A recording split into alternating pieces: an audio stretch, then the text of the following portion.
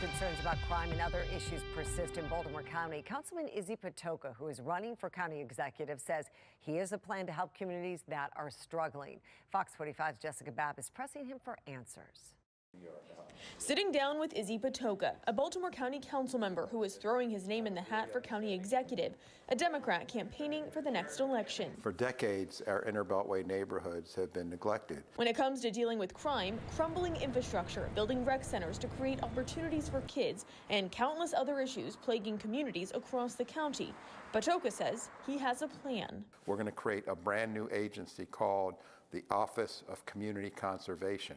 It'll be a highly influential agency, meaning a coordinating agency that will direct other agencies. And rather than be a messenger and say there's a need here, they're going to be empowered. That office will be empowered to address the need. So what specifically would this office that you would want to create do rather than just being a middleman and adding another layer of bureaucracy? Well, it would not be a middleman. It would be a coordinating agency to direct. He argues this office could provide a comprehensive solution and better communication for communities, getting schools, public works, police, and many other agencies on the same page, trying to more efficiently create change. But with all of these groups and stakeholders talking about the issue of crime, what specifically will be done to address it? Well, it'll be nimble, Jessica, so it'll be based on what they're hearing in the community. If you believe this strategy will work of creating a new office, why wait to do it until you were elected county executive? Why not do it now while you're on the county council, or why not do it in all of the years that you've been serving on the county council? Well, the county council doesn't have the authority to do it. We have limited authority. It's an executive action. And there's times when I have stressed different actions with the county executive, and sometimes they've embraced it, and other times they've said, no, I'm just not going to do that. This coming at a time when there's concerns of crime, especially around the Towson Town Center. In the latest incident over the weekend, 4 teens were arrested after a robbery. A 15-year-old now charged with attempted murder is accused of stabbing someone in the head with a screwdriver. Police say the teens were in violation of the mall's policy, requiring them to be accompanied by a parent. As county executive, what would you do to make sure the mall is enforcing those?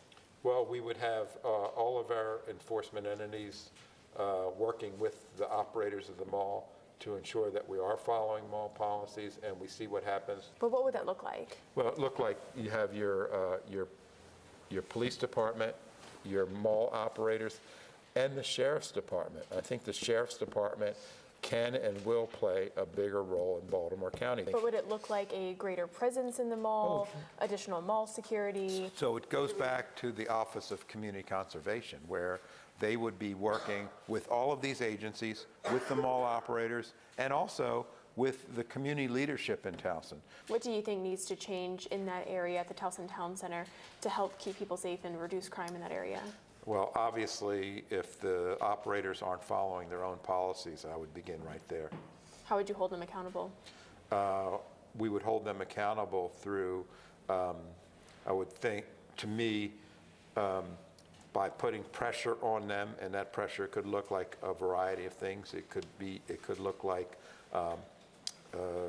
code enforcement violations, elevate the requirement to be part of county code, and maybe that's something I'll talk to Chairman Ertel. And if you're not following code for the kind of security you need in a mall, maybe that's how we address it. And in an interview earlier this week with County Councilman Mike Ertel, he said in some cases the big box stores aren't required to follow all of the same policies that the mall sets. We also reached out to the Towson Town Center earlier this week, and they never responded. Live in Baltimore County, Jessica Babb, Fox 45 News. I'm Mary Bubala. Thank you for watching. Here's another video for you to watch. Also take some time to subscribe to our YouTube channel.